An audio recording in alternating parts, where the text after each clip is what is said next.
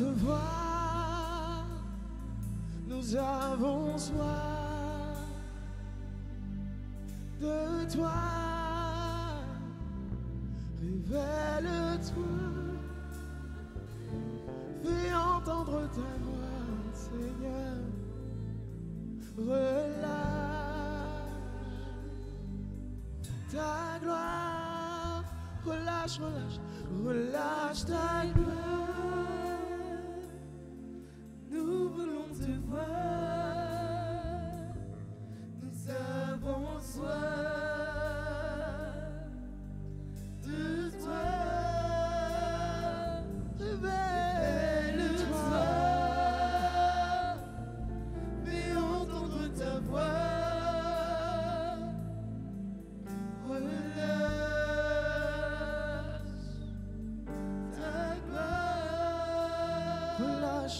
Relâche ta gloire, nous voulons te voir, nous avons soif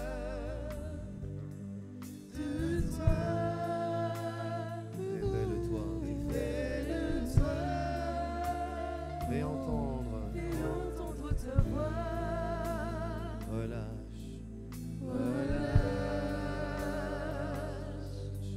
ta gloire. relâche, relâche ta gloire. Nous voulons te voir.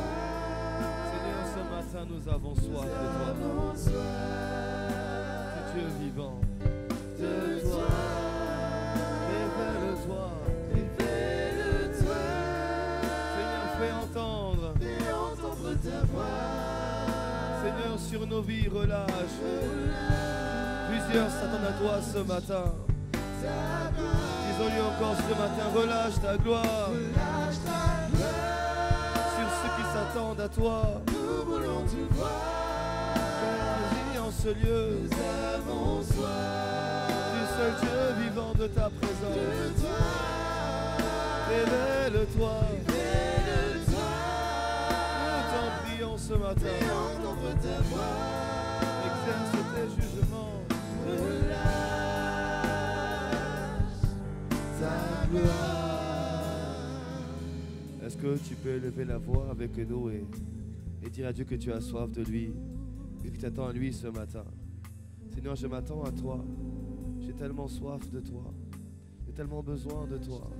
Sans toi, nous ne sommes rien, nous ne pouvons rien faire.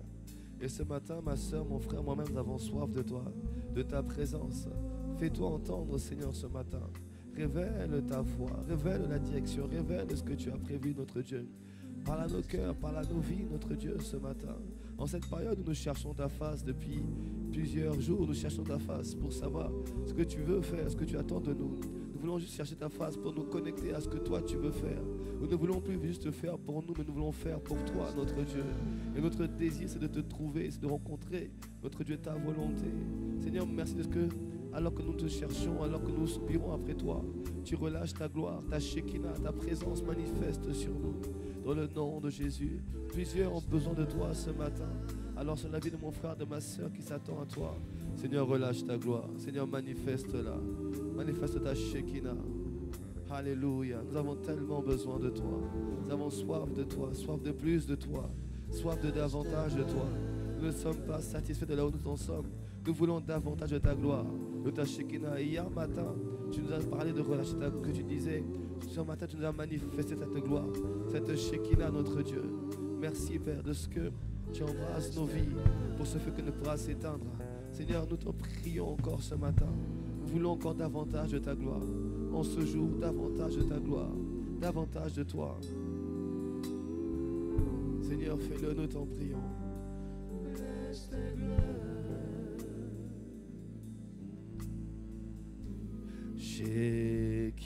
Shekinah, la gloire de Dieu est là. Shekinah, la gloire de Dieu, la gloire de Dieu. Shekinah, la gloire de Dieu est là. La gloire de Dieu est là. Shekinah, la gloire de Dieu est là. la gloire de Dieu. Disons ensemble, Shekinah. la gloire de Dieu, la présence manifeste. La gloire de Dieu est là. Shekinah. La gloire de Dieu. La gloire de Dieu. Disons agapé. Agapé. L'amour de Dieu. L'amour de Dieu est là. Agapé. L'amour de Dieu. Shekinah. Shekinah. L'amour de Dieu. La gloire de Dieu est là. Shekinah. La gloire de Dieu est là. La gloire de Dieu. Dernière fois, agapé. Agapé.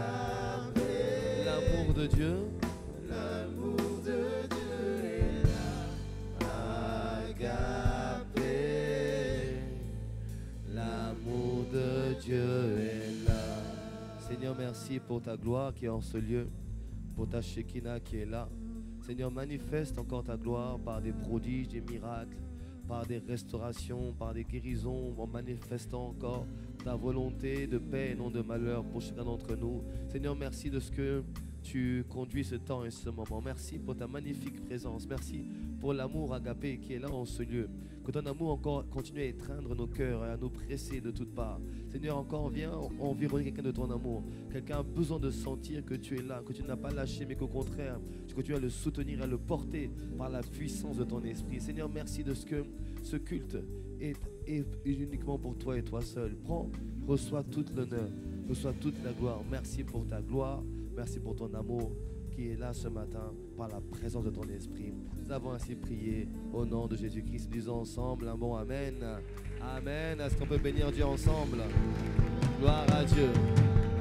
Amen. Gloire à Dieu. Bienvenue à toutes et à tous. Bienvenue à chacun d'entre vous. Soyez les bienvenus. Est-ce que tu peux m'aider encore à saluer ton frère et ta soeur qui est à tes côtés, qui est derrière toi, devant toi, à ta gauche, à ta droite? N'oublie pas de demander le prénom.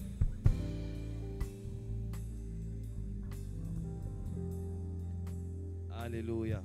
Voyez, merci beaucoup. Est-ce qu'on peut bénir Dieu pour nos chantres et nos musiciens, acclamer le Seigneur pour leur vie et bénir Dieu pour tous les serviteurs de la maison. Amen. Nous sommes contents d'être là ce matin et nous bénissons Dieu pour l'opportunité qu'il nous donne de pouvoir parler de sa part. Alléluia. Nous avons passé, comme a dit le frère, les frères Mathias et les frères Philippe ont dit, nous avons passé une excellente semaine dans la présence de Dieu. Est-ce que quelqu'un m'a donné un bon Amen et peut acclamer le Seigneur pour tout ce qu'il a déjà accompli et révélé? Alléluia. Vous savez, vraiment, ce sont des... J'appréhende ces moments-là, vous savez, je disais à plusieurs personnes, faire les 12 jours, c'est beaucoup plus pesant. Il n'y a pas de stress au nom de Jésus, mais c'est beaucoup plus pesant qu'un culte. Moi, un culte, tu sais que tu as ta semaine, tu as tes notes, et tu sais ce que tu vas dire par la grâce de Dieu. Mais quand tu fais les 12 jours, tu te tiens devant Dieu et il faut que Dieu puisse te parler pour le peuple. Il n'y a rien de plus... C'est pesant. Donc, vraiment, je te demande de prier pour moi. De prier. Et surtout, quand tu pries pour moi, demande vraiment au Seigneur de toujours me conduire par son esprit. Alléluia. Le plus important, c'est de ne pas dire ce qu'on a envie de dire ou de dire ce qu'on aimerait entendre dire pour l'année qui arrive. Le plus important, c'est d'entendre Dieu te dire ce qu'il va faire. Amen. Ce sont ses desseins à lui qui s'accomplissent. Ce ne sont pas nos desseins à nous, ce sont les desseins du Père qui s'accomplissent. Donne-moi un bon Amen, s'il te plaît. Et pour cela, vraiment, nous demandons que vous puissiez prier pour nous. Prier que Dieu nous accorde la grâce de toujours entendre son esprit, toujours conduire l'Église par son esprit. Amen. Pas par notre propre volonté, mais par son esprit. Il a dit dans Zacharie 4, 6, ce n'est ni par la force, ni par la puissance, mais ce sera par mon esprit, dit l'Éternel des armées. Et nous voulons vraiment tout faire par l'esprit, ne rien faire de nous-mêmes. Et tu vois, c'est pesant quand tu veux être sûr que ce que tu entends, ça vient de Dieu et ce n'est pas ta chair. Parce que ta chair parle, ton âme parle, et tu veux être sûr, Seigneur, est-ce que vraiment c'est toi qui me parles? C'est la raison pour laquelle nous sommes en jeûne. Ton voisin aussi est en jeûne. Ça ne se voit pas, mais il est en jeûne.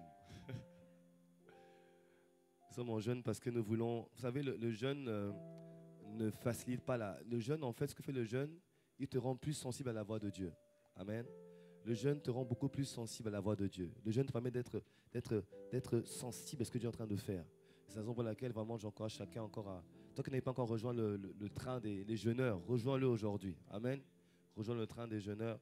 et viens entendre ce que Dieu a à te dire. Je bénis Dieu parce que Dieu a parlé à beaucoup de personnes concernant leur propre vie. Vraiment, je suis reconnaissant au Seigneur de ce qu'il a confirmé la parole qu'il avait annoncée. Beaucoup notamment, je parlais avec un jeune frère, là, il a 19 ans, 20 ans.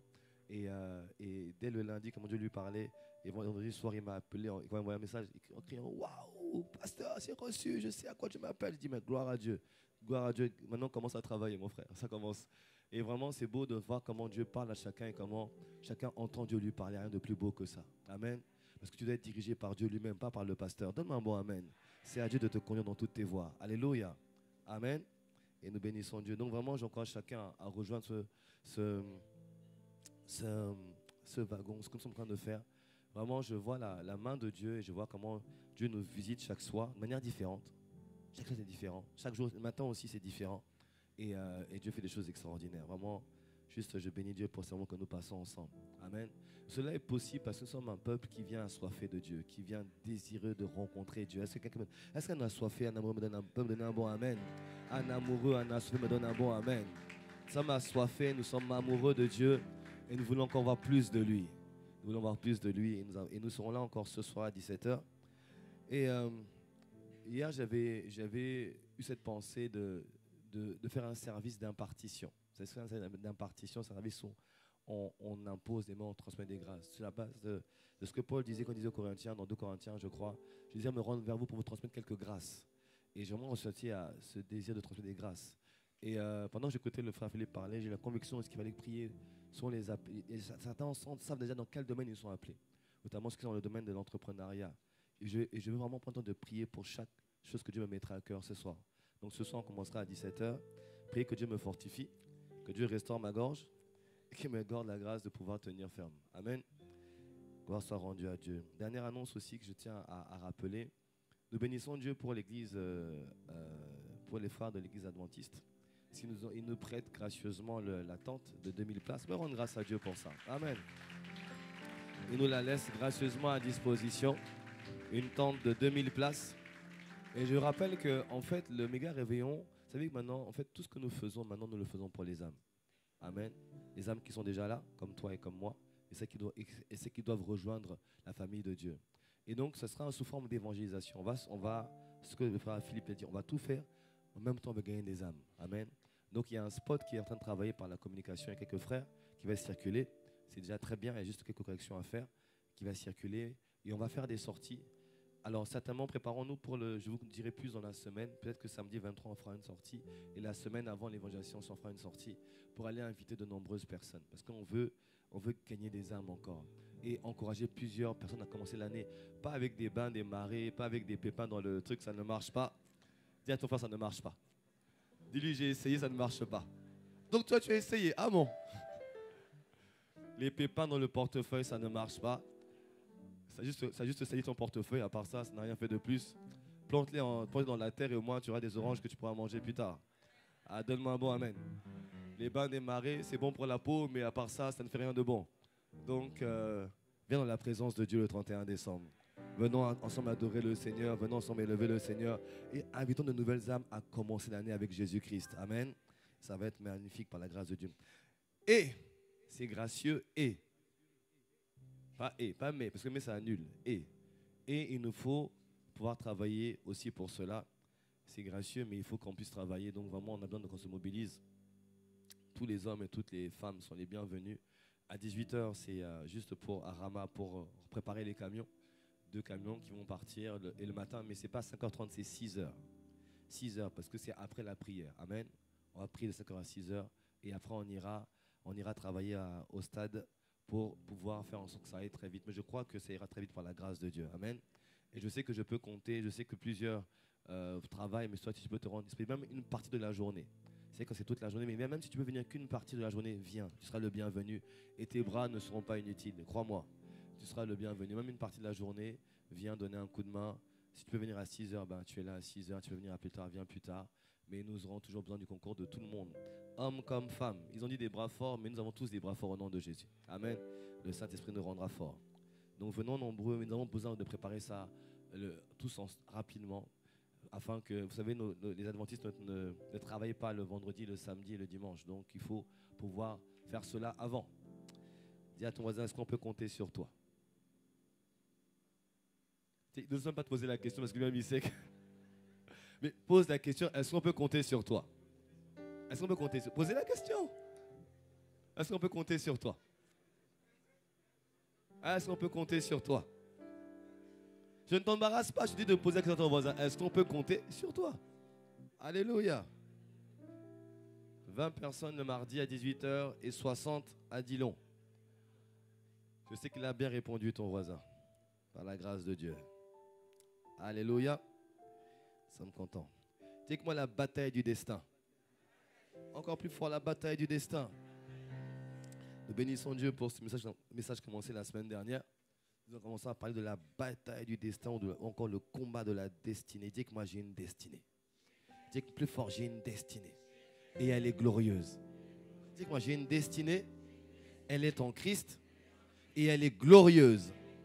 Alléluia. Mais tu dois croire en ton destin. Tu dois croire en ta destinée. Tu dois croire que tu n'es pas là par hasard. Alléluia.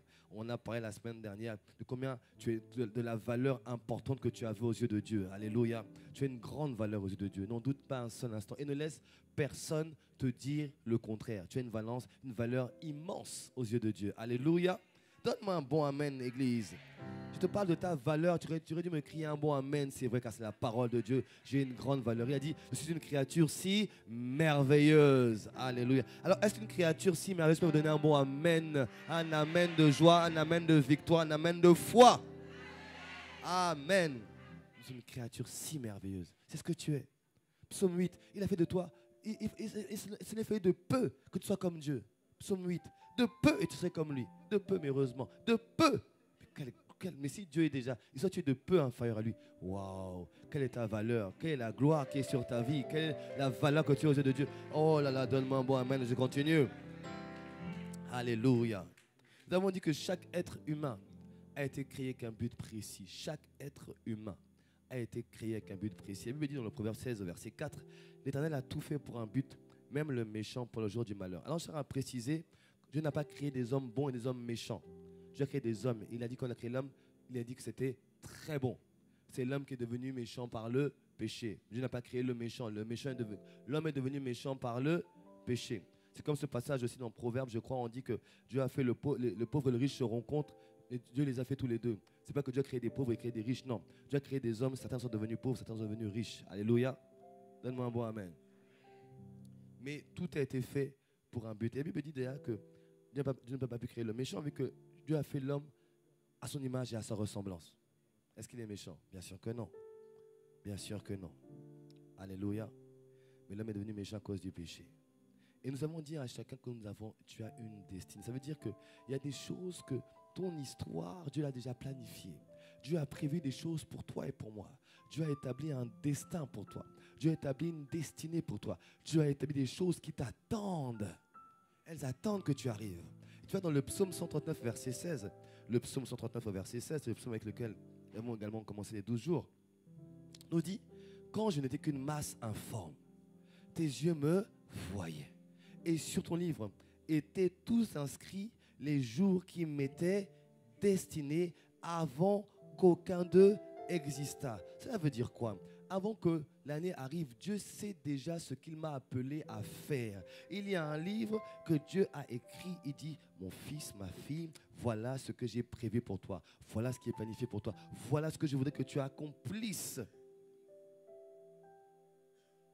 Il faut que tu rentres dans ta destinée. Il faut que tu rentres dans ton destin.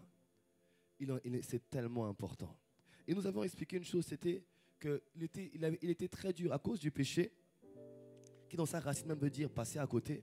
À cause du péché, il était très difficile à l'homme d'accomplir sa destinée, d'accomplir toute la volonté de Dieu sans défaillir. On a vu les différents cas, on a parlé d'Abraham, d'Isaac, de Jacob, on a parlé de Joseph, de David. On a vu à quel point c'était difficile de faire la volonté de Dieu. Certains y sont arrivés, mais avec combien de combats, combien d'échecs aussi, combien de passages à côté où on a fait ce qu'il ne fallait pas faire.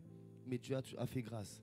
Et nous avons dit une chose importante, c'est que depuis Gethsémane, dites-moi Gethsémane, dites-moi Gethsémane, depuis Gethsémane, dans le jardin où le sang de Jésus-Christ a coulé pour la première fois, Jésus nous a redonné la capacité d'accomplir toute la volonté de Dieu. Vous allez voir qu'après Gethsémane, c'était le plus dur Gethsémane. C'était le plus dur. Mais dès qu'il a réussi le test de la volonté de Dieu, juste après ça, il ne se plaignait plus. On l'accusait, il ne disait pas un mot. On le frappait, on le torturait, il ne disait plus rien. Pourquoi? Il avait reçu le test pour faire la volonté de Dieu jusqu'au bout. Il était juste en train d'accomplir la volonté de Dieu qui s'en suivait derrière. Et donc, Gethsemane est quelque chose d'important pour toi et pour moi. Ça veut dire qu'à cause du sang de l'agneau, du sang de Jésus qui a coulé à Gethsemane, nous avons la capacité de faire toute la volonté de Dieu. Nous avons la capacité d'accomplir le destin qui nous est réservé. Oh, donne-moi un bon amen, s'il te plaît. Nous avons la capacité d'accomplir. En fait, quand je parle comme ça, j'ai l'impression que tu dis, mais c'est pas pour moi, c'est peut-être pour ma voisine, mon voisin. Moi, j'ai une destinée. Oui, tu as une destinée et elle est glorieuse. Parce que celui qui l'a créé est un Dieu glorieux. Alors, donne-moi un bon amen. Tu as une destinée. Mais tu vois, les coups de la vie, les échecs que tu as connus te font croire que non, mais en fait, ce n'est pas pour moi. Mais c'est pour toi. Le sang de Jésus-Christ a coulé pour toi et pour moi. C'est pour nous, bien aimés. Il aurait pu nous rapatrier au ciel. À quoi bon nous laisser ici-bas sur terre? Si la mission était juste de nous réconcilier au Père, mais tant mieux. Dès que c'est fait, ramène-nous au ciel avec toi. Oui ou non? Pourquoi nous laisser bas sur terre? C'est que tu as des choses à faire ici-bas sur terre.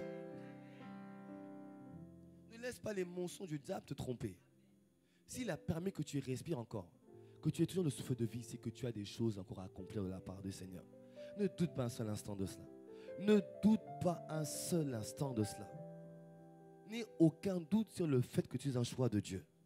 Mais Jean 15,16 me dit, ce n'est pas nous qui l'avons choisi, c'est lui qui nous a choisi et qui nous a établis afin que nous portions du fruit. Autrement dit, que nous manifestions des œuvres.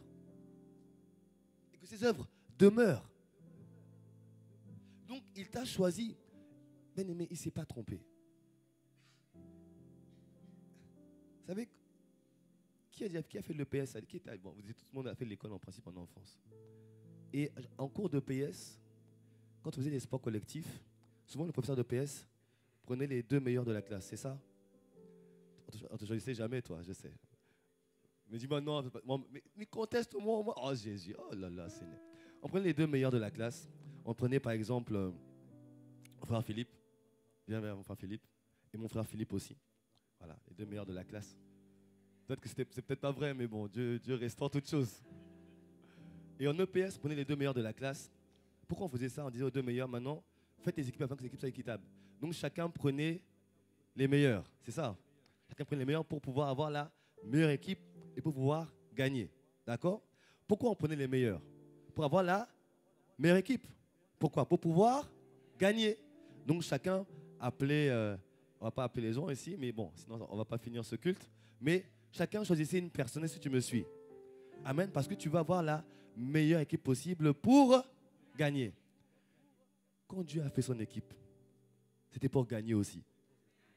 Et Dieu n'a pas pris n'importe qui. Il t'a pris toi, il t'a pris toi, il t'a pris toi, il t'a pris toi, il t'a pris toi, il t'a pris toi. Dis que moi, il m'a pris. Il m'a pris. Il m'a pris. Lève la main et dis, il m'a pris. Il m'a pris. Mais pourquoi il t'a choisi? Il ne s'est pas trompé. Dieu ne s'est pas trompé. Il a choisi la bonne personne pour former la bonne équipe, l'équipe de champions en Christ, qui va remporter la bataille pour Christ. Oh, quelqu'un me donne un bon amen. Qu'un champion me donne un bon amen. Alléluia, donne-moi un bon amen. Acclame le Seigneur pour toi-même. Tu vois, acclame Dieu pour toi-même. Oh! Bien-aimé, il t'a choisi. Il t'a choisi. Il ne s'est pas trompé. Il t'a choisi. Bien-aimé, moi, je dis, hé Dieu, tu m'as choisi. Waouh! Tu es dans l'équipe de Dieu. Tu ne te rends même pas compte de la grâce qui t'est accordée. Tu ne te rends pas compte de la grâce qui t'a... Parfois, j'aimerais tellement ouvrir les cerveaux de plusieurs personnes. Choisis, réjouis-toi, tu es choisi. Réjouis-toi, tu es choisi. Réjouis-toi, tu es choisi. Réjouis-toi, tu es choisi.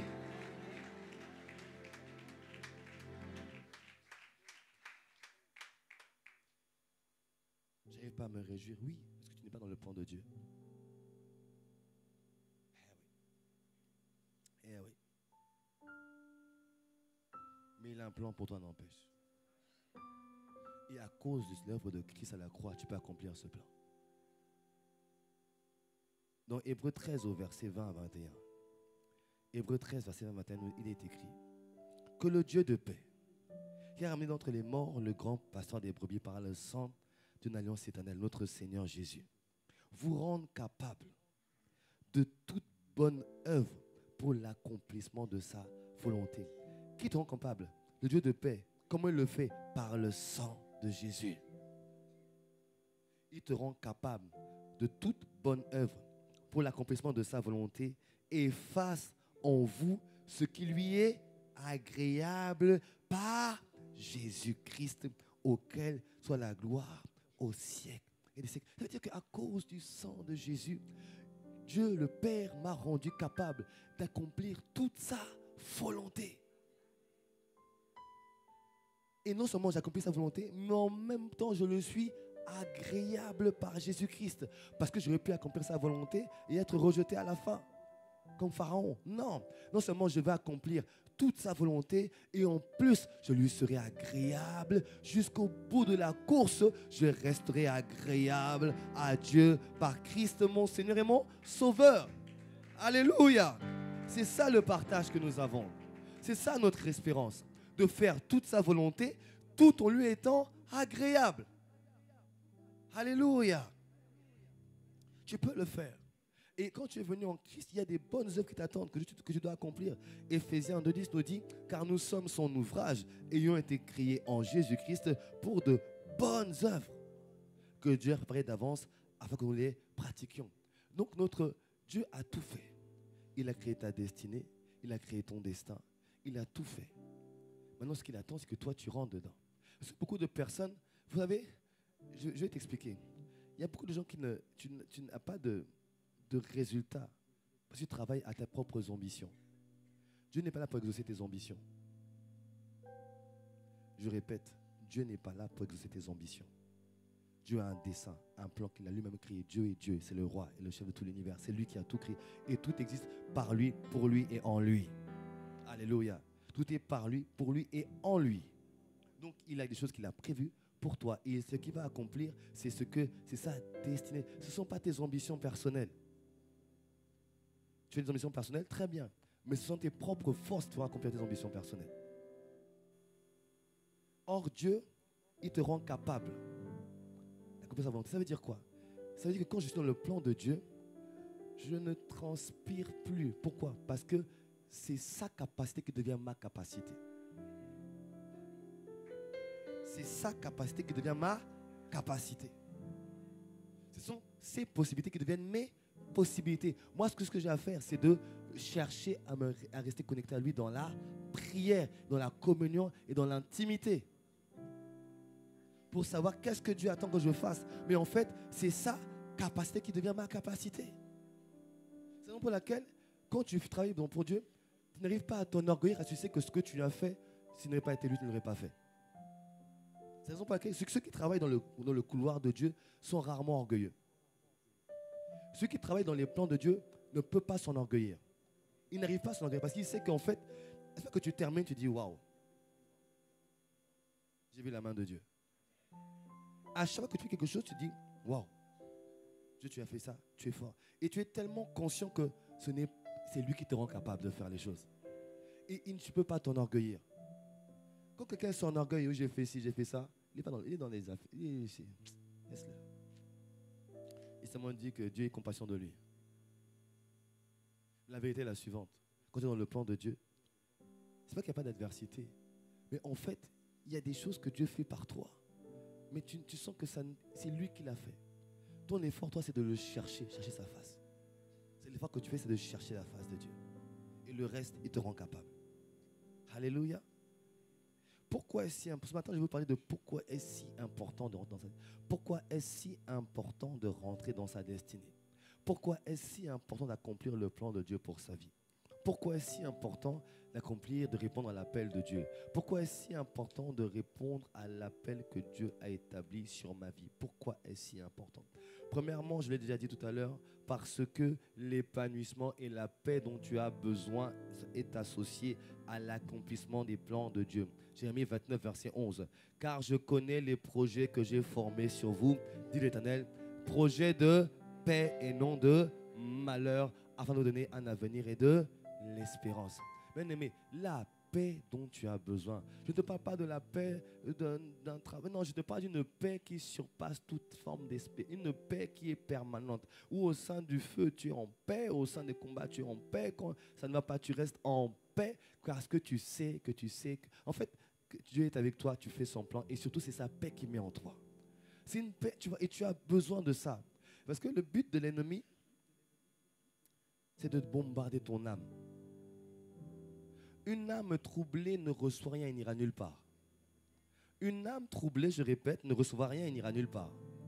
Une âme troublée ne recevra rien et n'ira nulle part. Ésaïe 35, je crois. Dans le calme et la force. Dans le calme plutôt. Dans le calme et la... On va lire. Ésaïe 35. Est-ce qu'on peut afficher Ésaïe 35, s'il vous plaît?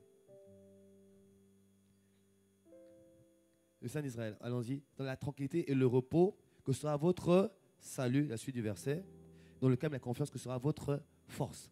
Bien aimé, le repos, la force se trouve dans le calme ou dans la paix. Et cette paix, c'est la paix que Dieu te donne. Et en dehors de cette paix, il n'y a pas de calme, il n'y a pas de repos. Tu es tout le temps agité, tout le temps en train de t'inquiéter, tout le temps en train de paniquer. Mais pourquoi ci, mais pourquoi ça, qu'est-ce qui m'arrive? Bien aimé, il est possible, tu as besoin de paix. Et le but de l'ennemi, c'est de troubler ton âme. Parce qu'une âme qui est troublée n'entend pas Dieu. Une âme troublée n'entend pas Dieu. Une âme offensée n'entend pas Dieu. Une âme blessée n'entend pas Dieu. Une âme bombardée n'entend pas Dieu. Mais quand une âme est en paix, tu ressens Dieu. Vous voyez, quand Élie était poursuivi, il a fallu à un moment donné qu'ils soient dans le calme pour commencer à entendre Dieu lui parler. Tant qu'il n'y a pas de paix, tu ne peux pas entendre Dieu te parler. C'est la raison pour laquelle tu as besoin d'être en paix en permanence. Et la paix te vient d'être dans la volonté de Dieu. Je t'assure, quand tu sais que tu es dans la volonté de Dieu, tout le monde peut te dire non, c'est pas bon, c'est pas bon. Mais là, tu es dans une paix totale. Oh, qui je vois de quoi je parle. Tout le monde te dit mais c'est pas bon, laisse tomber, ça va pas marcher. Mais tu sais que Dieu t'a parlé. Comme Dieu t'a parlé, il fera ce qu'il a dit qu'il fera. Il le fera. Tu es dans une paix totale. Tu as besoin de paix. Cette paix, elle est dans le plan de Dieu pour ta vie. Alléluia, tu as besoin de cela. Parce que la vérité, je vais te dire une chose. Bien-aimé, je vais être honnête avec toi. Être en Christ ne te préserve pas des problèmes. Oh, là, tu as dit, le gars dit, ça c'est sûr. Être en Christ ne te préserve pas des problèmes, des tourments, des tribulations. Ça ne te préserve pas. Mais être en Christ te fera toujours traverser tous les problèmes, tous les tourments, toutes les tribulations. Être en Christ te fera toujours traverser indemne. Je dis indemne, je dis indemne, je dis indemne. Tu traverses indemne. Pourquoi? Tu as une paix qui t'environne en tout le temps. Comme ça, tu sais que tu vas parler et montrer à la voix. Donc, tu as besoin de cette paix en réalité. Tu en as besoin. Tu vois, il y a tellement de choses que... Il y a des projets que tu fais, que tu essaies de faire. Mais quand ce n'est pas le plan de Dieu, tu sens que tu rames, tu travailles. Je me rappelle, à l'époque de ma vie, je sentais le besoin de me reformer, de me former. Je sentais que ce que je faisais ne me plaisait pas. Alors je suis allé reprendre mes études. J'ai fait un master, une école de commerce. Mais j'ai ramé. J'apprenais de nouvelles choses. Mais je ramais. Puis j'ai payé 11 000 € là. Ma femme n'a toujours pas digéré, mais j'ai payé 11 000 €. J'ai été diplômé. Mais avant mon diplôme, pas ni paix. J'ai donné 2 ans. Mais je n'ai pas la paix. Et j'ai ramé pour avoir ce diplôme. Je n'ai pas la paix. En fait, comment tu sais que tu n'es pas dans le plan de Dieu? Tu ne te sens pas à l'aise. Tu n'es pas à l'aise dans ce que tu fais. Et comme si c'était quelque chose qui te dérange, en fait. En fait, c'est quelque chose qui te manque. Tu connais le Seigneur. Tu es en relation avec Dieu. Mais tu sens que tu n'es pas en paix dans ce que tu fais. Tu sens que des choses plus importantes qui t'attendent. ou différentes qui t'attendent. Oh, qui voit de quoi je parle. Des choses différentes qui t'attendent. Et j'ai voulu combler ça par ce parcours. Donc, en fait, je veux dire à quelqu'un, je sais ce que c'est que de ramer quand tu n'es pas dans le plan de Dieu. Mais j'ai trimé. J'ai ce diplôme-là, mais aujourd'hui, ce qui me sert à rien. Si, ça orne mon CV, qui ne sert à rien non plus aussi. Mais le jour où j'ai dit, comme mon pasteur m'a dit, écoute, tu ne veux pas aller, je sais que tu quittes ton travail. J'avais un superbe projet, j'avais monté, j'avais prévu un superbe projet à plusieurs milliers d'euros. C'est ce que je croyais à l'époque. Et j'ai dit, pasteur, voilà ce que je vais faire, je vais quitter mon travail, je vais faire ça. Il a dit, super, gloire à Dieu. Et que ton frère me dit, au fait, ça te dit d'aller en Martinique? On voudrait démarrer l'œuvre là-bas. Comme tu quittes ton travail, que tu seras bien disponible. Pasteur, moi, je suis un serviteur. Je vais te donner un tuyau tout à l'heure. Comment découvrir son appel? Sois connecté à la voix de ton pasteur. C'est ça pour aujourd'hui, mais je t'expliquerai pourquoi, comment les bergers que Dieu te donne. Le but d'un berger, c'est de te conduire. Sois connecté à la voix de ton berger. Je t'expliquerai par les Écritures comment Dieu te conduira aussi dans ton appel par rapport à tes bergers. Et j'ai écouté, j'ai dit ok. J'ai pris mes 2 mois, j'avais encore des mois de congé avant de partir. J'ai dit allez, je suis venu. J'ai commencé à travailler. Dès l'instant, j'ai ressenti une paix profonde. Il n'y avait rien, mais j'avais une telle paix, une telle assurance. Il n'y avait rien ici, mais j'avais une telle assurance. Je dis aux gens, vous allez voir. Ici, il y aura des chaises. Il n'y avait que 10 chaises que chacun avait ramenées de chez lui, multicolores. Et des chaises en bois. Et puis notre frère Philippe m'a ramené un pupitre qu'il avait ramassé je ne sais où. En fait, est-ce que tu m'aimais vraiment, frère? Ça, c'est pas un cadeau, ça. Je questionne ton amour à mon égard, vraiment. C'était un pupitre en bois branlant.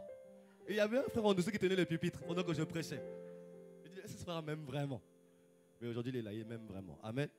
Mais j'avais, malgré le pupitre qui vacillait, j'avais une paix, une assurance. Quand j'ai réuni mon conseil de l'église, la dizaine que nous étions, c'était l'église, on était 10.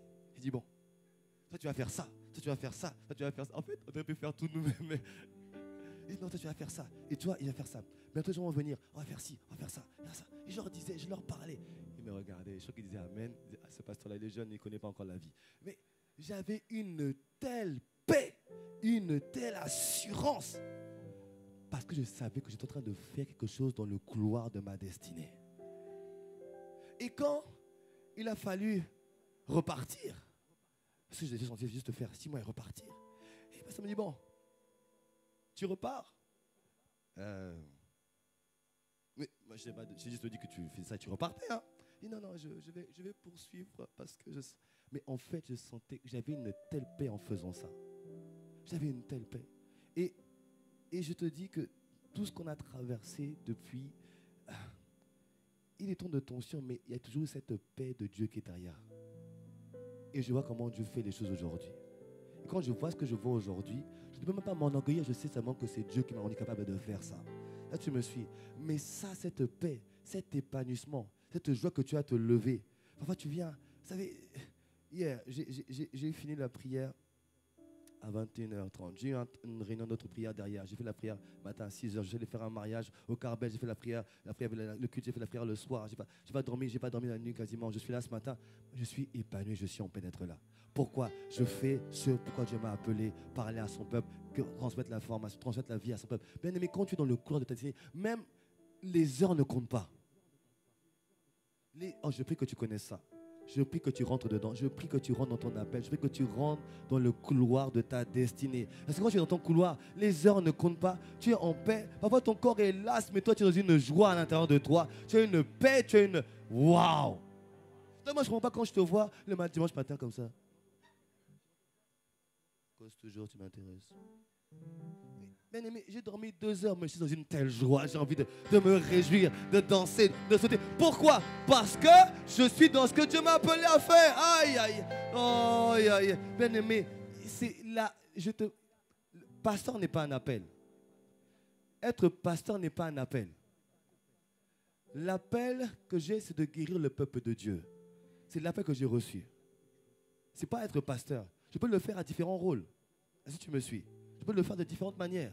Je le fais en tant que pasteur. Mais le truc n'est pas le rôle que j'occupe. C'est ce que je suis en train de faire de la part de Dieu. Et bien aimé, il n'y a rien de plus épanouissant.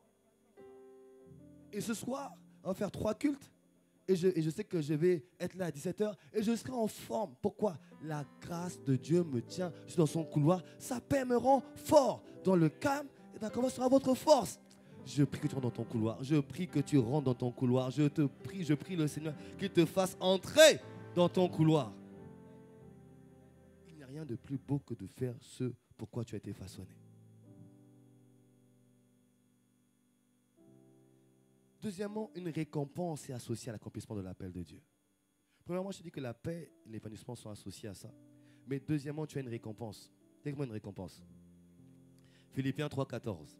Je cours vers le but pour remporter le prix de la vocation céleste de Dieu en Jésus-Christ. Autrement dit, en Jésus-Christ, il y a une vocation céleste. Ça veut dire quoi? Un appel. Une vocation, c'est un appel, c'est une destinée. C'est un appel qui a sur ta vie en Jésus-Christ. Amen. Et cet appel est donné par Dieu. Et en Jésus-Christ, tu rentres dans cette course et il te dit que tu as un prix à remporter. Et ce prix est une récompense qui commence là et qui va dans l'éternité. Donne-moi un bon amen. Tu as une récompense qui t'attend. Tu as une récompense qui t'attend. Et elle t'attend quand tu réponds à l'appel de Dieu. C'est pour laquelle nous courons. Nous courons sans cesse. Sans cesse, quand tu te lèves le matin, quand tu te couches le soir, fais le point. Est-ce que j'ai un peu plus avancé dans le couloir, dans la course qui m'amène vers le prix de la vocation céleste? Est-ce que j'ai un peu plus avancé vers ça? Il y a quelqu'un qui m'a parlé récemment avec un homme de Dieu, un serviteur de Dieu très connu, que j'ai eu vraiment, on s'est contacté au téléphone de manière assez fortuite. Et on a parlé de différentes choses. Il m'a donné un conseil que j'ai trouvé tellement sage. Il m'a dit, tu sais, Dieu m'a dit, vis chaque jour comme si tu allais mourir le soir. Il m'a dit donc moi je vis chaque jour comme si j'allais mourir le soir. Et ça m'aide à maximiser chacun de mes jours. Je maximise chaque journée et aussi je ne m'attache à rien car je sais que je peux partir le soir. Je ne m'attache pas au bien, pas à l'argent, pas à toutes ces choses-là parce que je sais que le soir je peux partir rejoindre le Seigneur. Mais je fais tout pour être sûr que si je pars le soir, je serai auprès de lui et je suis sûr que j'aurai ma récompense. J'ai dit waouh, j'ai béni Dieu au téléphone de ce conseil de sagesse. Il dit moi je vais l'adopter aussi. Vivre chaque jour comme si je partais le soir retrouver le Seigneur. Quand tu es comme ça, en fait, tu veilles sur toi et tu maximises le temps, le corps de ta destinée. Tu maximises l'amour que tu sèmes auprès de tes proches et tu ne t'attaches pas aux choses futiles, tu t'attaches à l'essentiel. Tu sais que l'essentiel va te suivre pour l'éternité. Alléluia. Bien-aimé, tu as une récompense qui t'attend. Numéro 3, tu dois savoir une chose, c'est que tu seras jugé en fonction de cela. Nous serons jugés. Bien-aimé, l'heure avance. Tic, tac, tic, tac. Chaque seconde qui passe te rapproche de l'heure du jugement. Je ne te parle pas de jugement pour être... regardez, 2 Corinthiens 5, verset 10 nous dit. Car il nous faut tous comparaître devant le tribunal de Christ, afin que chacun reçoive selon le bien ou le mal qu'il aura fait étant dans son corps. Ici, l'apôtre Paul parle à des croyants de Corinthiens 5. Il parle aux Corinthiens. Donc, il ne parle pas du jugement par rapport au péché. Parce que la Bible dit pour ceux qui sont en Christ, Romains 8, verset 1, il n'y a plus de condamnation pour ceux qui sont en Christ. Amen. 2 Corinthiens 5, 21 nous dit aussi que celui qui n'a pas connu le péché, il l'a fait devenir péché pour nous, afin que nous devenions en lui justice de Dieu. Donc ça veut dire que quand ce que Paul dit ne s'adresse pas à quelqu'un qui est croyant, parce que quelqu'un qui est croyant, il n'est plus jugé il n'est pas jugé par rapport à s'il va aller en enfer auprès du Seigneur, parce que là, c'est par rapport au livre de vie. Si ton nom est dans le livre de vie, tu es sauvé. Sinon, ce n'est pas le cas, tu iras malheureusement loin du Seigneur en enfer pour l'éternité. Ce ne sera pas ton cas au nom de Jésus. Donne-moi un bon amen. Mais il parle du jugement qu'on va avoir devant Christ. D'autres passages parlent également du tribunal de Dieu. En fait, nous serons à répondre de nos actions. Et les actions auxquelles nous devrons répondre, ça sera: est-ce que tu as fait ce pourquoi je t'ai envoyé sur terre? nous aurons tous à être jugés. Nous serons être jugés sur la base des actions que nous aurons faites ici-bas sur terre. Et ces actions-là seront associées à ce que Dieu avait prévu pour nous. Le temps avance, mon ami. Chaque jour qui passe te rapproche de l'échéance.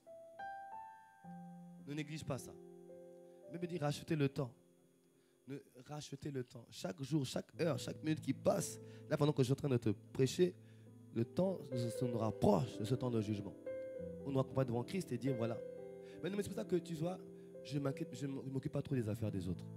Comme dit un tel a fait ci, un tel a fait ça, ça ne m'intéresse pas. Parce qu'en fait, je suis tellement préoccupé de qu'est-ce que tu vas dire à mon sujet. Et tu devrais plus s'inquiéter de ce que Dieu va dire à ton sujet que de ce que va dire à celui des autres. On est tellement occupé à dire, à savoir, mais qu'est-ce que Dieu pense d'un tel? Est-ce que tu penses que c'est... Bien-aimé, d'abord, toi-même, qu'est-ce que Dieu pense de toi? Qu'est-ce que Dieu pense de toi? Qu'est-ce que Dieu pense des œuvres que je suis en train d'accomplir aujourd'hui? Je t'assure, cette perspective m'amène à ne pas avoir le temps de penser à ce que font les autres. Cette perspective m'amène à ne pas critiquer les autres. Parce que moi aussi, je serai jugé. Et plus tu critiques, plus tu seras jugé toi aussi. Ah oui, oui. Et maintenant, tu auras agi pour juger, toi aussi, tu seras jugé ainsi. C'est la raison pour laquelle je n'arrive pas à critiquer les gens. Quand je ne comprends pas, qu'est-ce que je fais? Je me tais. Et je prie. Je ne critique pas, je tais, je prie. Et surtout, je travaille pour moi-même. Parce que chacun aura à être jugé. Tu ne pourras pas dire, ah, mais pasteur Petit m'a pas dit. Je te l'ai dit aujourd'hui. Tu ne pourras pas dire, ah, mais je n'étais pas au courant qu'il y avait un appel. Tu sais que tu as un appel. Tu sais que tu es destiné. Et même si je ne te le dis pas, au fond de toi, la destinée brûle depuis longtemps. Au fond de toi, il y a des choses qui brûlent depuis que tu es jeune. Au fond de toi, ça brûle depuis longtemps. Pourquoi? Parce que Dieu a mis en toi la pensée de l'éternité. Et ton appel aussi est lié à ton éternité. Donc au fond de toi, il y a des choses, tu sais que tu ne fais pas ce pourquoi tu es fait. Tu sais que tu n'accomplis pas ce pourquoi tu as été façonné. Tu sais que tu le sais et tu le sais. Arrête de t'occuper des autres. Focalise-toi sur toi. Cherche Dieu dans sa présence. Qu'il te révèle ton appel. Et cours dans ton couloir. Et quand tu cours dans ton couloir, je t'assure, tu n'as pas le temps de regarder ni à gauche ni à droite. Tu cours. Quand tu regardes à gauche, si quelqu'un est tombé, tu le relèves et tu cours avec lui. Tu en prends un autre, mais tu n'as pas le temps de t'arrêter et de dire, regarde comment il court. L'autre il court en zigzag. Non. C'est qui court en zigzag, tu ne regardes pas le temps. Par contre, quelqu'un qui est tombé, tu le relèves. Allez, vas-y. L'autre, tu le relèves, vas-y. Mais toi, tu cours parce que tu veux atteindre le prix de la vocation céleste. Je sais que je cours vers mon jugement. Mais je vais arriver à mon jugement en disant, Seigneur, voilà ce que j'ai fait pour toi. Mais nous aurons tous à être jugés. Donc, quand je vois des gens qui jugent les autres, ouais, ça, je dis oui, frère, on se verra devant le Seigneur. On se verra devant le Seigneur. Chacun répondra des œuvres de chacun. Alléluia. Bien-aimé, on sera jugé. Et derrière cela, il y aura des choses, et des récompenses qui nous seront associées. Il y a notre condition dans l'éternité sera de fonction de ce jugement. Notre condition dans l'éternité sera notre condition dans l'éternité sera fonction de ce jugement. Notre condition dans l'éternité. Bien aimé, les cieux existent. Et c'est magnifique. Dans Jean 14, verset 2 à 3, Jésus dit, il y a plusieurs demeures dans la maison de mon Père. Si cela n'était pas, je vous l'aurais dit. Je vais vous préparer une place. Et lorsque je m'en serai allé et que je vous aurai préparé une place, je reviendrai vous prendre et je vous prendrai avec moi, afin que là où je suis, vous y soyez aussi. Mais il y a des demeures et des choses qui t'attendent aux cieux. Et après, sur la nouvelle terre, des choses t'attendent aussi. Il y a des choses qui nous attendent. J'ai vu un témoignage d'une dame qui a été enlevée dans les cieux. Elle était... Je crois qu'elle... c'était une dame qui avait... elle était chrétienne. Elle était enlevée dans les cieux. Elle avait une servante qui était chrétienne aussi. Et cette dame était chrétienne, elle allait à l'église le dimanche. Elle allait à l'église, elle donnait ses offrandes, etc. Elle est restée fidèle à Dieu. Elle avait une servante qui était avec elle aussi, qui n'avait rien, vraiment pas grand-chose. Je fais court le témoignage. Et cette dame, elle est enlevée dans les cieux. En fait, voilà. Non, sa servante est morte, hein, bon, elle. Donc, elle est enlevée dans les cieux à un moment donné. Et elle arrive dans les cieux. Et d'ailleurs, elle arrive dans les cieux. C'est magnifique, c'est beau, tout est merveilleux. Elle est émerveillée. Elle est juste waouh. Elle est émerveillée. Les rues pavées d'or, c'est merveilleux. Et il y a un ange qui la conduit. Et à un moment donné, l'ange la conduit vers là où elle doit résider. L'ange l'amène. Elle dit qu'elle a vu des quartiers, des maisons qu'elle n'a jamais vues sur terre. Mais des choses immenses qu'elle n'a jamais vues sur terre. Des maisons extra. Et puis, quand on l'amène vers sa maison, elle voit une case. Donc je dis, c'est là que vous allez habiter. Je dis, là? Pourquoi? Je dis, non, c'est là. C'est là que vous êtes. C'est ce qui est prévu pour vous. Et elle rentre et puis elle voit que il y a une petite case. Et puis elle dit, mais elle pense, mais en fait, où est un tel? Elle parle de sa servante. Elle est où? Elle dit, ah non, elle n'habite pas ici, elle. Ah bon? Elle habite où? Et l'ange lui montre la maison de la servante. Une maison immense, immense, immense, immense, immense. Elle était tellement immense. Il dit, mais pourquoi elle est là-bas, elle? Et moi, je suis ici. Pourquoi? Elle a servi Dieu durant sa vie terrestre. Toi, tu étais là, tu allais à l'église, tu ne faisais rien pour le Seigneur, tu n'es jamais occupé des affaires de Dieu. Elle, toute sa vie, elle n'avait rien. Mais elle a travaillé toute sa vie pour les affaires de Dieu. Et elle est récompensée pour l'éternité aujourd'hui. Ouais.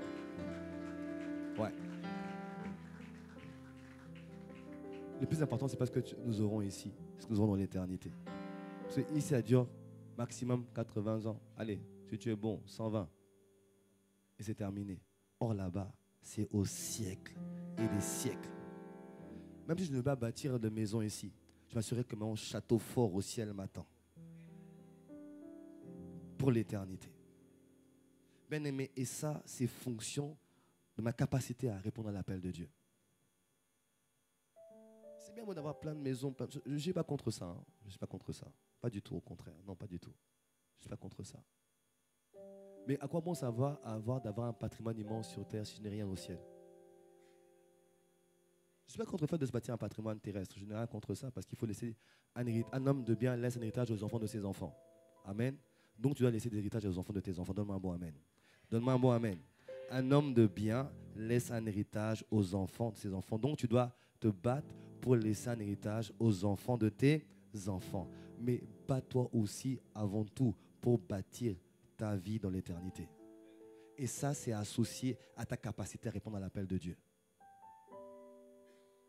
Tu ne sais ni l'heure, ni le moment où tu vas te présenter devant le Seigneur. On ne sait pas quand est-ce que ça peut arriver. Et bien aimé, plus ça va, plus je deviens humble par rapport à cette histoire-là. Pasteur Mohamed, qui nous a visité il n'y a pas longtemps, a perdu un de ses éminents pasteurs. Il y a 2 semaines. Un pasteur avec qui il a fondé l'œuvre. Il est parti. Ce pasteur avait une 40aine d'années, 2 enfants en bas âge. Il est parti. Un pasteur qui en a un témoignage formidable. Mais il est parti. Est-ce qu'on sait pourquoi? On ne sait pas, mais il est parti aujourd'hui. Il a sa femme et 2 enfants en bas âge. Et pourtant, il a servi Dieu. Bien-aimé, on ne maîtrise pas, on ne connaît rien. Chaque jour, vis comme si tu partais le soir. Et donne le meilleur pour le Seigneur. Donne le meilleur pour tes proches. Donne le meilleur pour l'œuvre de Dieu. Donne le meilleur chaque jour. Donne-moi un bon amen. Donne le meilleur chaque jour. Et chaque jour, avance un peu plus sur le cours de ta destinée en Christ. Parce que nous aurons à être jugés. Et notre éternité en dépend. Alléluia. Je finirai avec ce point en disant que pourquoi saisir ma destinée divine? Pourquoi la saisir? Parce que la provision divine et la sécurité divine sont liées à l'accomplissement de la destinée et du plan de Dieu pour ta vie. La provision divine, la sécurité divine sont liées à l'accomplissement de ta destinée et du plan de Dieu pour ta vie. Bien-aimé, la Bible dit que tout ouvrier mérite son salaire. Amen.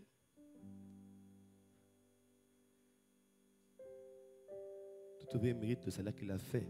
Tout ouvrier mérite un salaire pour le travail qu'il a fait par rapport à celui qu'il a embauché. Si un ouvrier travaille, tu l'embauches un ouvrier, il travaille pour le voisin, tu ne vas pas le payer. Oui ou non? Dieu ne rémunère que ce qui a été fait pour lui. Et dans Éphésiens 2:10, ce que j'ai dit tout à l'heure, il y a des bonnes œuvres. Le mot grec, c'est ergon, travail, que nous devons faire. Un travail pour Dieu à faire. Et je vais te dire une chose.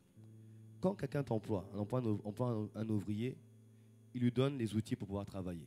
N'est-ce pas? Si c'est le cas, donne-moi un bon amen. Il donne les outils, il donne tout ce qui est nécessaire pour qu'il puisse un véhicule, s'il faut un véhicule, s'il faut des équipements particuliers, il donnera des équipements particuliers. S'il faut qu'il donne un cadre, il donnera le cadre qu'il le faut, parce qu'il veut que l'ouvrier puisse faire le travail. Si tu me suis, donne-moi un bon amen. Parce que tu veux que ton intérêt, toi qui emploies l'ouvrier, c'est que le travail que tu as pour lequel tu le paies soit accompli, n'est-ce pas? Si j'emploie un chauffeur, je vais donner une voiture et du carburant, un salaire. Si j'emploie un secrétaire, je lui donnerai un bureau, un ordinateur, un téléphone ou un secrétaire, pareil, je ferai la même chose.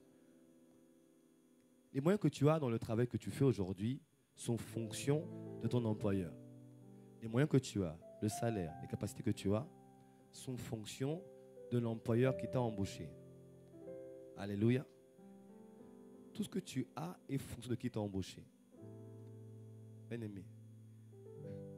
Tout à l'heure, on a parlé des chefs d'entreprise de la Martinique. Ils ont des moyens limités. La CTM a ses moyens limités. L'État français a ses moyens limités. Les plus grands chefs d'entreprise également n'ont pas de moyens illimités. Mais Dieu a des moyens illimités. Mais Dieu a des moyens illimités. Et si c'est Dieu qui t'emploie, il te rémunère à tous égards. Parce que les moyens qui te sont accordés dépendent de qui t'a embauché. Quand il t'embauche, quand il te garde, quand c'est lui qui t'embauche, non seulement il pourvoit, mais il donne également, non seulement il pourvoit à tes besoins, mais il donne salut, il donne paix, il donne la joie, il donne la force, il donne la protection divine. Je lisais un témoignage de... Vous connaissez Yonggi Cho? Yonggi Cho, le pasteur coréen, depuis en église d'Asie, en Corée. Yonggi Cho donnait un témoignage. Il était dans un avion. Et à un moment donné, il y a eu un problème et l'avion commençait à se cracher. Donc tout le monde hurle, c'est la panique, tout le monde hurle, l'avion va se cracher. Et tout le monde crie, et lui-même aussi commence à crier aussi. Et puis à un moment donné, il dit à Dieu, Seigneur, je n'ai pas terminé. Je dois encore aller apporter l'évangile à tel endroit. Je dois apporter l'évangile à tel endroit. Je dois apporter l'évangile à tel endroit. Je dois apporter l'évangile à tel endroit. Si tu m'enlèves maintenant, qui va le faire? Bien-aimé, à l'instant même, l'avion s'est stabilisé. À l'instant même, l'avion s'est stabilisé. Quand tu es dans ton couloir, c'est Dieu qui te garde lui-même en toutes circonstances. C'est Dieu qui te garde lui-même. Il y a de cela un mois, j'ai rencontré une sœur dans une autre église avec qui je parlais. Et cette sœur, pareil, toujours en avion.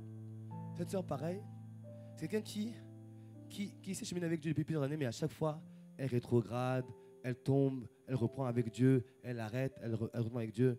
Et elle est dans un avion avec son fils. Ils avons l'interne. Et l'avion se met pareil aussi à tanguer. Tout le monde commence à crier. Elle racontait l'histoire, disait qu'il y avait plusieurs religions. Donc les musulmans commençaient à faire leur chapelet à la Wakba et tout ça. Avec chacun, les bouddhistes ont commencé à prier Bouddha, les catholiques ont commencé à faire, chacun commençait à faire je vous salue Marie, je vous salue Pierre, Paul, Jacques. Chacun commençait à prier son Dieu. Chacun priait son Dieu dans l'avion. Et ça commençait à...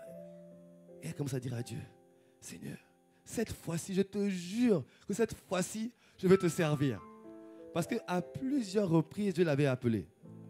Elle a dit, Seigneur, je te jure, cette fois-ci, je te servirai. Ne m'enlève pas. Seigneur, cette fois-ci, je ferai ton œuvre. Je ne repartirai plus en arrière. J'irai à l'église, je te servirai. Elle a commencé à prier. Elle prie. Cette fois-ci, je te jure, cette fois-ci, Allah. À un moment donné, elle a entendu lui dire, je ne te sauve pas à cause de toi. Je te sauve à cause de ton fils. Parce que ton fils est mon serviteur. Et à cause de sa présence dans l'avion, vous ne pouvez pas mourir aujourd'hui. Quelques temps après, l'avion s'est stabilisé. Elle a atterri. Elle m'a donné ce témoignage-là il y a un mois quand je l'ai rencontré. C'est pas à cause, c'est à cause de la... Quand Dieu a dit, à cause de l'appel que j'ai mis sur ton fils. Son fils a 12-13 ans. À cause de l'appel qu'il y a sur l'enfant. quand tu es en train d'aller vers ton appel, Dieu te gardera toujours. Quelles que soient les embûches qu'on te lancera, quelles que soient les attaques, tu seras toujours préservé. Le psaume 105, j'aime beaucoup le psaume 105. Dieu me parle beaucoup dans ce psaume récemment. Dans le psaume 105, il est dit une chose. J'ai compris que c'est associé à ceux qui font l'œuvre de Dieu. Et verset 13, et ils allaient d'une nation à l'autre et d'un royaume vers un autre peuple. Mais il ne permit à personne de les opprimer. Et il châtia des rois à cause d'eux. Ne touchez pas à mes oins, ne faites pas de mal à mes prophètes. Les prophètes sont des messagers de la part du Seigneur. La clé de la sécurité. Tu veux protéger ta famille, sers Dieu. Tu veux protéger ta famille, sers Dieu. Il n'y a que lui qui peut prendre soin de ta famille. Ta famille, tu ne sais même pas où ils sont aujourd'hui. Dieu le sait, il les gardera pour toi. Même cette femme aime le témoignage. Elle les gardait uniquement à cause de l'appel de son fils. Donc ça veut dire que ton appel à toi permet de protéger tes proches. Ta famille, ton assurance, ton mariage, tout ça, ce qui garde tout ça, c'est ta capacité à répondre à l'appel de Dieu. Tu dois répondre à l'appel de Dieu. Bien-aimé, Dieu veut t'employer. Et le salaire de Dieu, je le partageais dans une église où j'étais parti il y a un mois, je disais, le salaire de Dieu ne tombe pas le 1er du mois. Il ne tombe pas le 5 du mois. Il ne tombe pas le 25 ou le 28 pour les fonctionnaires. Le salaire de Dieu peut tomber à tout moment dans le corps de ta destinée. Ton salaire, ce n'est pas des euros, non. Les euros, c'est le système que maman a mis en place. Ça va au-delà de ça. Ton salaire, c'est une provision qui arrive quand tu as besoin. Ton salaire, c'est une guérison qui arrive quand tu es malade. Ton salaire, c'est une restauration qui arrive quand tu as été blessé par quelqu'un. Ton salaire, c'est une force que tu reçois pour continuer à avancer. Ton salaire, c'est une parole de connaissance que tu reçois pour faire un exploit. Son salaire, c'est une onction qui vient sur toi, qui te relève. Son salaire, c'est une sagesse qui t'accorde de prendre les bonnes décisions. Son salaire, c'est une intelligence que tu reçois pour trouver des solutions. Son salaire tombe à tout moment. À tout moment. Pas le 5, à tout moment, le salaire de Dieu va tomber. Pourquoi? Tu es dans ton couloir. Et là, il met une distinction. Vous voyez, dans ces temps-là, il va vraiment avoir une distinction. Malachie 3, 17 à 18. Malachie 3, 17 à 18. Ils seront à moi, dit l'Éternel des armées. Ils m'appartiendront au jour que je... C'était une parole prophétique qu'a annoncée Malachie. Au jour que je prépare. J'aurai compassion d'eux comme un homme. Regardez bien. Comme un homme a compassion de son fils qui le sert. Qui le sert. La compassion de Dieu a aussi une manifestation à l'égard de ceux qui le servent. Et vous verrez de nouveau la différence entre le juste et le méchant, entre ceux qui servent Dieu et ceux qui ne le servent pas.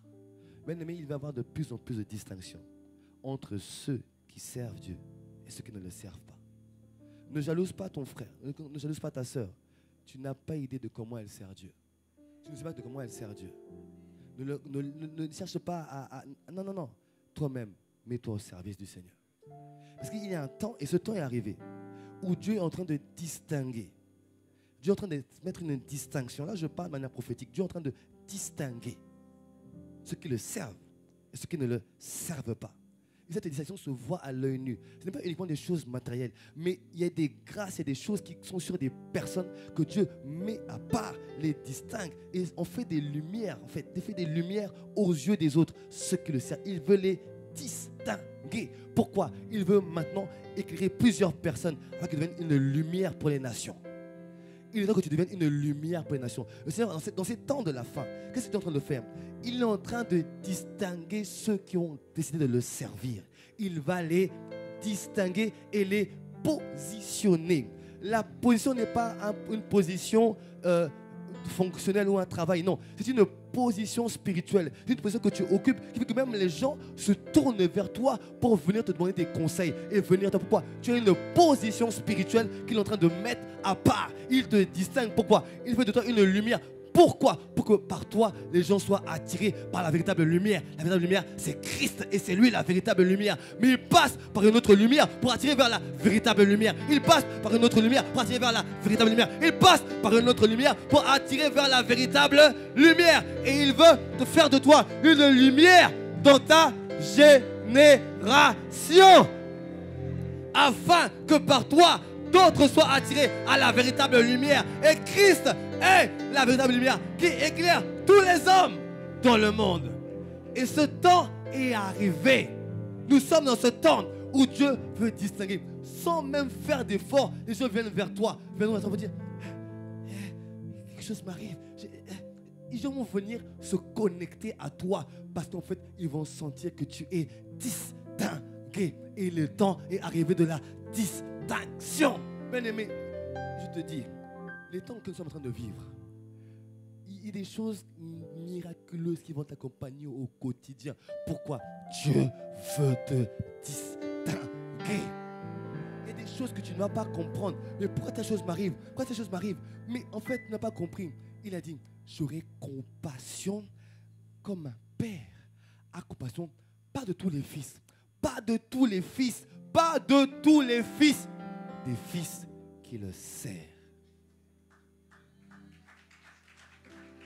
Des fils qui le serrent. Il aura compassion des fils qui le serrent.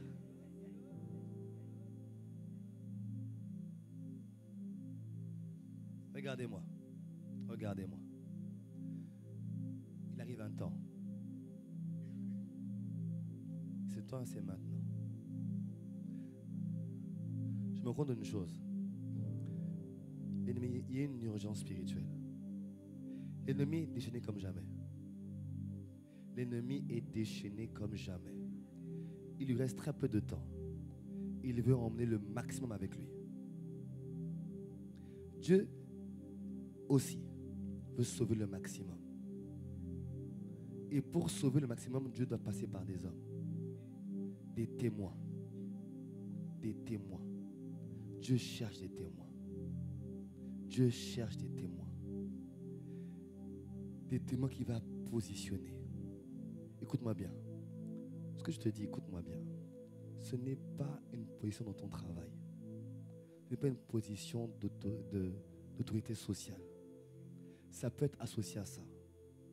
Mais même dans ton travail, tu peux être ouvrier dans ton travail. Mais Dieu va te positionner. Tu vas même être ouvrier.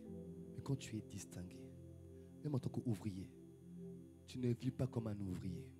Tu ne dépends pas des mêmes choses que dépendent les ouvriers. Tu dépends de Dieu parce qu'il te distingue. Il fait de toi une lumière même au sein de cette entreprise pour que tout le monde vienne vers toi pour rencontrer le Seigneur. Tout le monde viendra vers toi. Parce que ta vie n'aura rien à voir avec celle des autres. Ce temps est arrivé. Ce temps est arrivé. Ce temps est arrivé où il veut dire, bien-aimé, tu vas commencer à comprendre. Tu vois qu'il y a des églises, tu arrives, tu ne vois rien. D'autres, tu arrives, c'est différent. Dieu est en train de marquer une séparation. Ce n'est pas lié à l'église, c'est lié à celui qui décide de servir Dieu. Ce temps est arrivé. Et bien aimé, il y a urgence à répondre à l'appel que Dieu a sur ta vie. Il y a urgence. Et l'appel, je vais finir avec ça. Ton appel est toujours lié quelque part aux âmes. Parce que ton appel est lié à l'appel que Jésus a donné à l'église. Pourquoi? Tu es membre de l'église, l'épouse de Christ. Et l'appel de l'épouse, c'est d'aller faire la nation des disciples. L'appel de l'église, c'est d'aller et de faire toute la nation des disciples. Donc, quel que soit le couloir dans lequel Dieu t'a appelé, quelque part, dans ce que tu vas faire, il y aura toujours à ramener les cœurs vers Christ. Parce que si je crée un orphelin pour créer un orphelinat, c'est bien. Mais si derrière ça, il n'y a pas Christ qui a annoncé ou les cœurs se tournent vers Christ, j'ai fait quelque chose comme les gens du monde. Ils le font bien mieux que nous. Les ONG le font bien mieux que nous. Nous devons faire du bien aux gens. Nous le faisons. Mais nous devons toujours ramener vers la source qui est Christ. Toujours. toujours ramener vers Christ. Quel que soit ton appel, quel que soit l'endroit où Dieu t'a placé, quel que soit l'appel qu'il a mis, même si tu es dans le domaine de l'entrepreneuriat, donc où tu es dans le domaine, même dans le domaine artistique, il a fait de toi un chantre.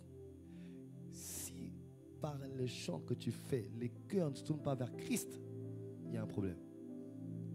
Parce que ton appel est lié à l'appel de l'Église. Si tu es appelé à être un chantre, il faut que dans ton ministère, dans ton chant, les cœurs se tournent vers Christ. Tu peux travailler comme un comptable, mais fasse en sorte que tout ce que tu vas faire va amener à faire avancer l'œuvre de Dieu. Est-ce que quelqu'un me suit ce matin? En fait, parce que quand Jésus part et qu'il envoie l'Esprit pour poursuivre la mission, parce que l'Esprit, c'est lui qui te permet de faire l'œuvre de Dieu. Amen. Quand il envoie l'Esprit, l'Esprit vient pour faire de nous des témoins. Mais témoins de qui? De Christ. Donc ça veut dire que mon appel, quel que soit l'appel, il y aura toujours quelque part à ramener les âmes vers Christ. Donc si ton appel, moi je vais te créer un hôpital, c'est bien. C'est très bien. Mais assure-toi, dans cet hôpital, au final, les cœurs seront tournés vers Christ, d'une manière ou d'une autre. Ou que Christ sera annoncé d'une manière ou d'une autre. Un appel qui est juste, où il n'y a que toi d'ailleurs, ça ne vient pas de Dieu. Un appel où tu ne vois que toi. Je me vois en train de faire ci, de faire ça. Non. Où il n'y a que moi qui ai levé, j'ai une entreprise. Ce n'est pas Dieu ça. L'appel qui vient de Dieu va toujours t'amener à regarder vers les âmes. Toujours vers les autres. Ou un appel où il n'y a que toi. Tu vois, parfois je vois des gens qui me disent, j'ai eu un rêve, je m'avais prêché à des grandes foules. L'appel, ce n'est pas de prêcher à des grandes foules. L'appel, c'est de demander, Seigneur, qu'est-ce que ces foules reçoivent par moi? Qu'est-ce que ces foules reçoivent par moi? Est-ce qu'elles sont restaurées? Est-ce qu'elles sont équipées?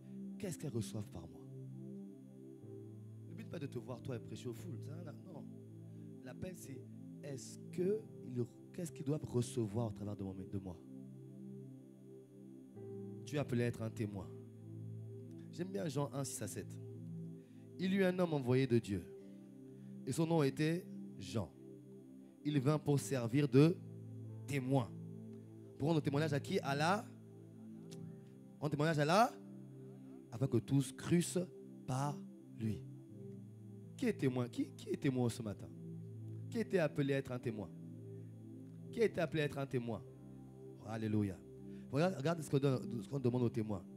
Ils doivent rendre témoignage à la lumière afin que tous crussent par lui. Autrement dit, mon appel, c'est que par moi, les gens doivent croire en Christ. C'est ça l'appel. Si Dieu t'a appelé à créer une école, comment on va le faire, mon épouse et moi, bientôt? On va monter l'école Impact Academy. Mais si dans cette école-là, Christ n'est pas annoncé, Christ n'est pas mis en avant, et qu'au final les enfants ne sortent pas embrasés pour Christ, ça ne servira à rien. Ça ne servira à rien. Et ce ne sera pas l'appel de Dieu. Est-ce que quelqu'un me suit ce matin? Ton appel va quelque part ramener les gens à croire en lui parce que tu es censé être un témoin. Et tu as un ministère qui est le ministère de la réconciliation. Donc dans ton couloir, il y aura un type de personne particulier, il y aura un type d'action particulière, mais tout au final doit faire en sorte que les gens puissent croire en Christ. Est-ce que quelqu'un me suit là ce matin? Et récemment, je vais me donner une clé. Tu sais que l'appel que tu vas avoir est lié aux âmes. Je te donne une clé pour aller plus vite dans ton appel. Commence à servir Dieu pour l'intérêt des âmes.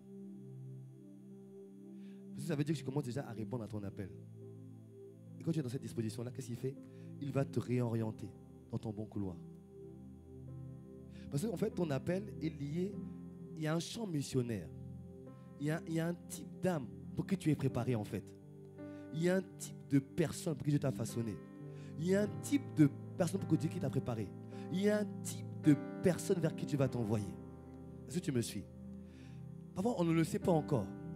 Mais comment tu vas te dire maintenant, je vais commencer à servir Dieu pour les âmes? Je peux servir dans mon église locale, auprès des âmes, dans le suivi des âmes, ou dans la prière pour gagner des âmes, dans le sein de mon église locale pour suivre les âmes, ou dans la prière pour gagner des âmes, ou en sortant de l'évangélisation et dans les rues parler du Seigneur. Et plus j'ai commencé à faire ça, et en fait, quand tu fais ça, tu réponds à l'appel de Dieu déjà. Est-ce que tu me suis? Donne-moi un bon amen, s'il te plaît. Tu réponds à l'appel de Dieu. Et quand tu commences à faire ça, qu'est-ce qu'il va faire? Il va commencer à te réorienter. Il dit voilà, en fait, toi, je t'ai appelé. Et d'un coup, tu vas commencer à voir le cœur qui bat pour les filles dans les rues, pour les prostituées. Et puis tu vas commencer à les voir, tu vas dire non, tu vas plus être à l'aise en les regardant en fait.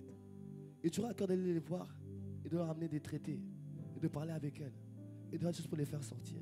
Peut-être toi, tu vas t'orienter vers peut-être les femmes seules, les mères isolées.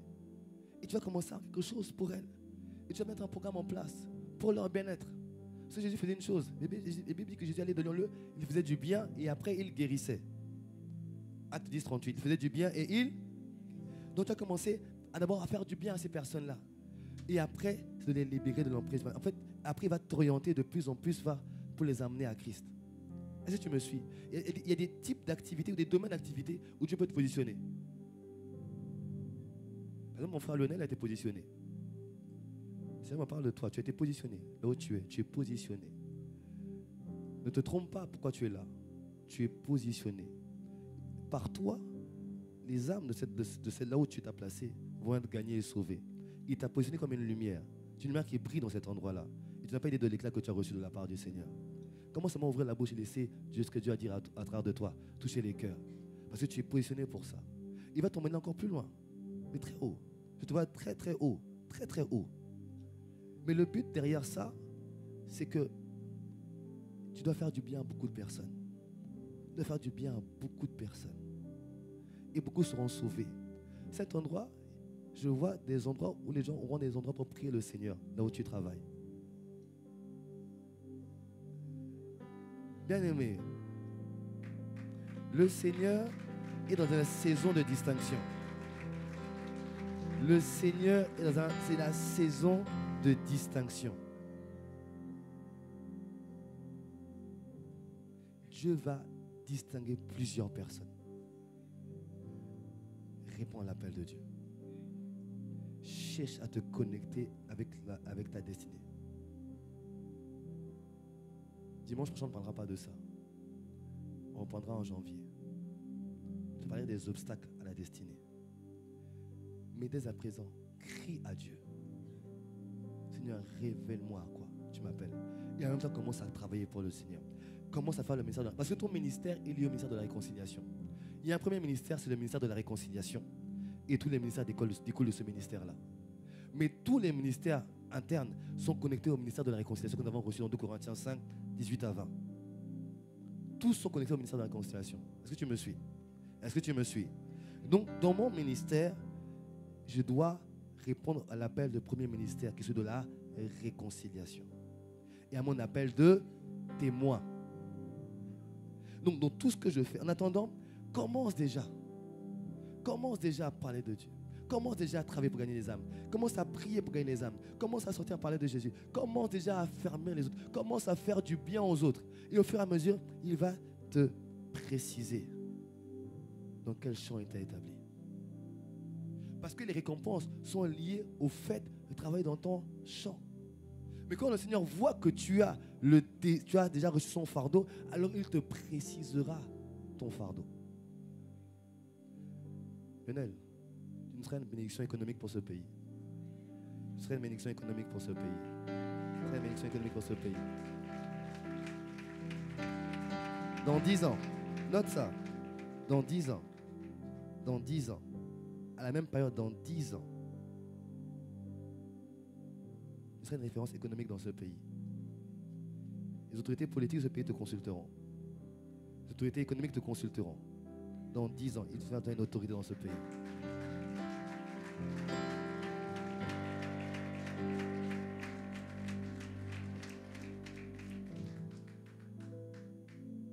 Plus que jamais, je t'en prie. Plus que jamais.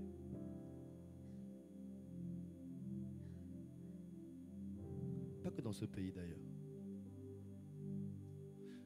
Dieu parle de ton cœur.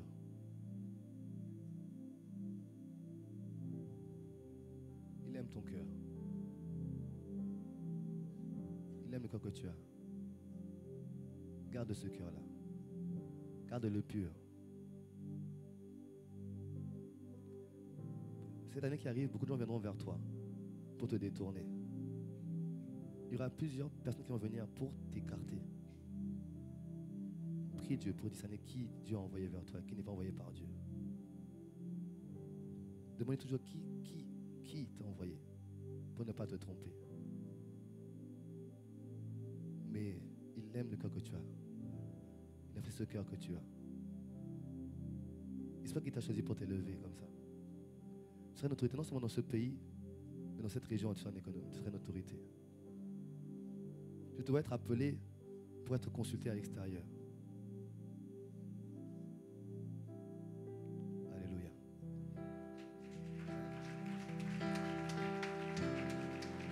Amen. J'aimerais que tu inclines la tête avec moi. Le temps est passé. Ce que j'ai dit à la fin n'était pas prévu, mais j'aimerais que tu inclines la tête et que tu pries avec moi. Et tu demandes à Dieu de te parler sur ton appel. Que tu soupires après Dieu pour ton appel. Que tu parles à Dieu pour ton appel. Que tu parles à Dieu pour ton appel. Parle à Dieu pour ton appel. C'est tellement capital d'y entrer. C'est tellement capital d'y entrer. Je t'en prie. Seigneur, conduis-moi. Ce chemin que tu as tracé pour moi, conduis-moi. Conduis-moi. Conduis-moi. Montre-moi la voie que je dois suivre. Montre-moi le chemin que je dois emprunter. Seigneur, révèle-moi ce que tu m'as appelé. Quelle est ma destinée en Christ? Révèle-moi. Révèle-moi ces choses. Je t'en prie, Seigneur. Montre-moi ces choses auxquelles tu m'as appelé. Avant de rendre le micro au frère Philippe, je voudrais demander si quelqu'un est là ce soir, ce matin, et tu n'as pas de relation avec Dieu. Tu es séparé de Dieu, tu n'as pas fait la paix avec Dieu. Et tu veux faire la paix avec Dieu par Jésus-Christ. Tu veux faire Jésus-Christ ton Seigneur et ton Sauveur, parce que l'appel, la destinée, elle n'est possible que quand tu es reconnecté à Dieu par Jésus-Christ.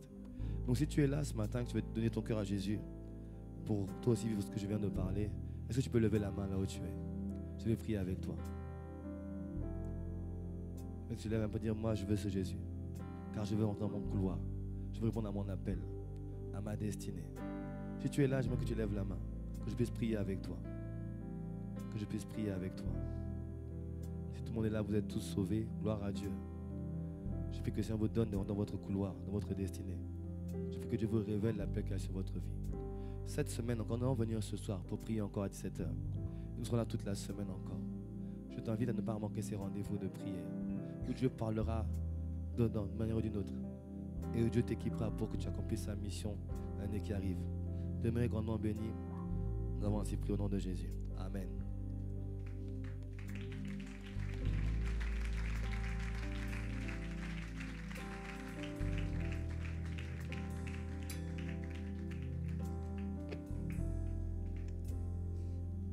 Amen. Gloire à Dieu.